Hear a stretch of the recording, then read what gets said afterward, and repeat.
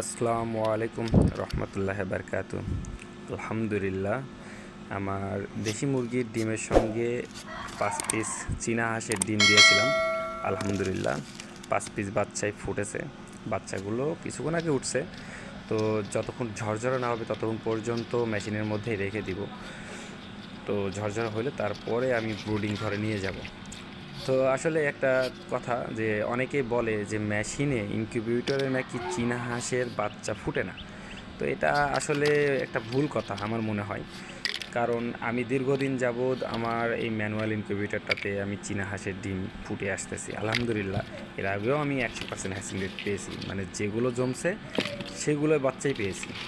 তো এটা আসলে কেন, এটা ডিমের মানটা ভালো হতে হবে এবং যত্নটা একটু বেশি করে করতে হবে। তাহলে ইনশাআল্লাহ ম্যানুয়াল ইনকিউবেটর হোক আর অটো ইনকিউবেটর হোক, আপনি অবশ্যই হ্যাসিং রেটটা ভালো পাবেন।